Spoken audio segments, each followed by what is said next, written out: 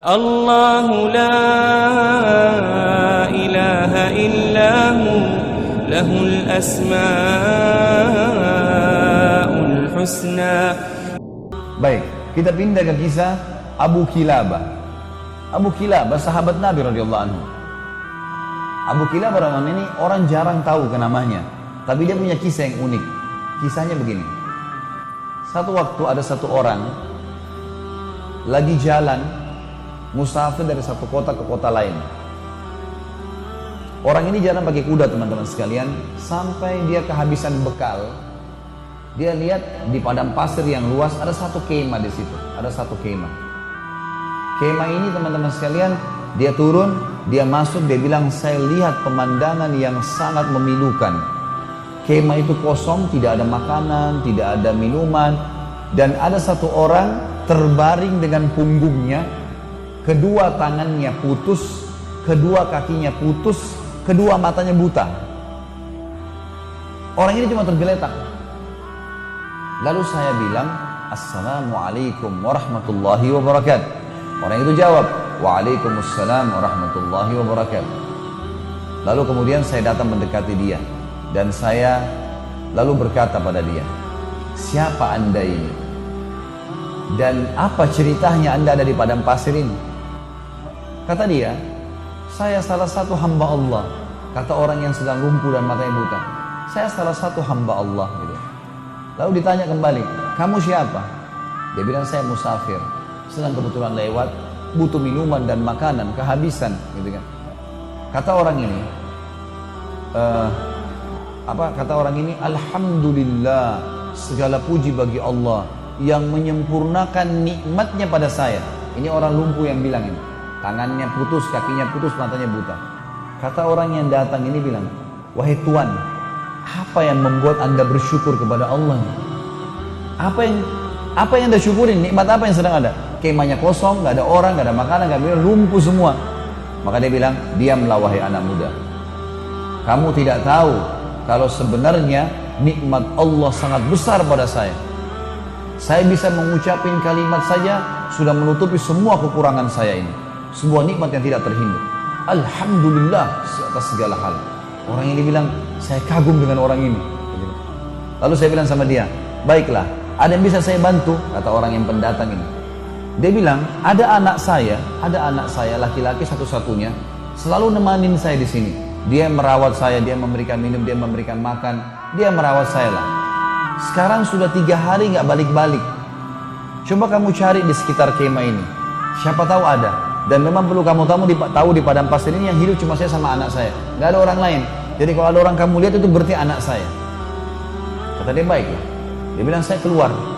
Nggak jauh dari kemah itu ada jenazah manusia yang lagi dikerumuni oleh singa. Lalu saya bilang, pasti ini anaknya. Tapi sudah mati. Lagi dicabit-cabitin dagingnya oleh singa. Lalu saya kembali, saya bingung gimana caranya menjelaskan kepada orang ini. Dia sendiri susah, hidupnya di padang pasir sendirian, lumpuh, dan anaknya dimakan singa. Lalu saya pun datang, lalu saya mengatakan, wahai saudaraku, kata orang ini, pendatang bilang sama orang yang lumpuh ini, wahai saudaraku, apakah anda mengetahui kisah Nabi Ayub? Kata orang itu, tentu saja. Apakah bisa anda ceritakan kepada saya sedikit tentang dia? Kata orang itu, Ayub alaihissalam, orang yang tidak bisa dinilai kesabarannya, orang yang dicoba sama Allah 20 tahun dengan penyakit, 20 tahun dengan mati semua anaknya 12 laki-laki, 20 tahun dengan penyakit kusta sehingga ditinggal oleh kaumnya, hartanya semuanya habis, 20 tahun miskin. Kata orang ini, yang anda ucapkan benar, dan saya berharap anda bisa menjadi bagian kecil dari Ayub, karena anak anda, Ayub kan 12 orang laki-lakinya mati, anda satu anak laki-laki anda ini sudah mati dimakan singa. Kata dia, saya mungkin berpikir orang ini akan menangis.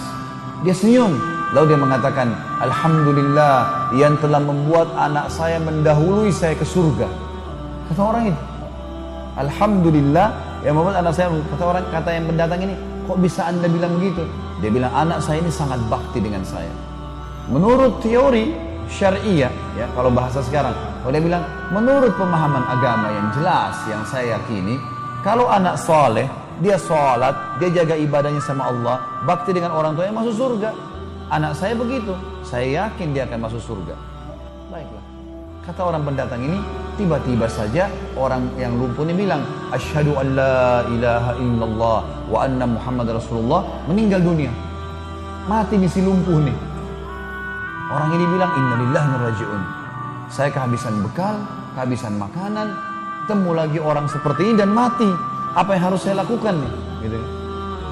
Dia bilang, saya keluar dari kemah, nyari informasi, ada siapa nih yang bisa saya minta tolong? Dia bilang, gak lama kemudian lewat 4 orang naik kuda dari kejauhan dengan hikmah Allah. Ini orang sambil bilang, saya sambil berdoa, ya Allah utuslah kepada kami orang yang bisa membantu. Gitu kan? Ternyata teman-teman sekalian, lewatlah 4 orang naik kuda, dia bilang. Penampilannya kayak orang-orang kerajaan, rapi, kudanya rapi gitu, dengan kecepatan tinggi. Saya pun teriak dari jauh, hai fulan, berhentilah.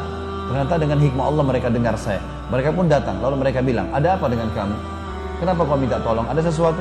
Dia bilang, dalam kemah ini ada orang tua meninggal, kakinya lumpuh, tangannya lumpuh, matanya buta, anaknya pun dimakan oleh singa. Kata mereka 4 orang ini, apa kamu bilang? Orang buta, orang lumpuh, mana dia? 4 orang ini seakan-akan memang tahu gitu, kenal. Turun dari kudanya, katanya ada dalam kemah. Saya sudah tutup dengan kain, meninggal. Maka pada saat dibuka wajahnya, 4 orang ini teman-teman mencium-ciumi jenazahnya orang lumpuh ini, sambil menangis. Orang ini tambah tidak mengerti. Kenapa kalian nangis? Siapa orang ini? Gitu. Kata 4 orang itu, kau nggak kenal siapa orang ini? Dia bilang tidak. Ini Abu Kilab al-Jurumi. Ini sahabat Nabi. Satu-satunya sahabat Nabi yang masih hidup sekarang, ini orangnya. Dia sudah lama kami cari karena disuruh oleh raja untuk jadi hakim. Dia larikan diri karena tidak mau jadi hakim. Dia sampai tinggal di padang pasir. Dan ini orangnya, ini orang terkenal dengan kesolehannya, doanya mustajab. Maka anak muda ini pun menangis sambil mengatakan, alhamdulillah yang telah mempertemukan saya dengan orang soleh ini, sehingga saya bisa melihat salah satu sahabat Nabi SAW, dan akhirnya saya bisa belajar dari dia. Tapi pelajaran kita teman-teman, bagaimana Abu Kilabah dengan kenal Tuhannya, tahu kalau cobaan dunia hanya di dunia. Kalau ada orang lahir di muka bumi teman-teman, sebagai orang beriman harus yakin ini ya. Lahir, matanya buta, tangannya dua-dua putus, kakinya dua-dua putus pun, lumpuh total, lahir di muka bumi, ini hanya sifatnya duniawi.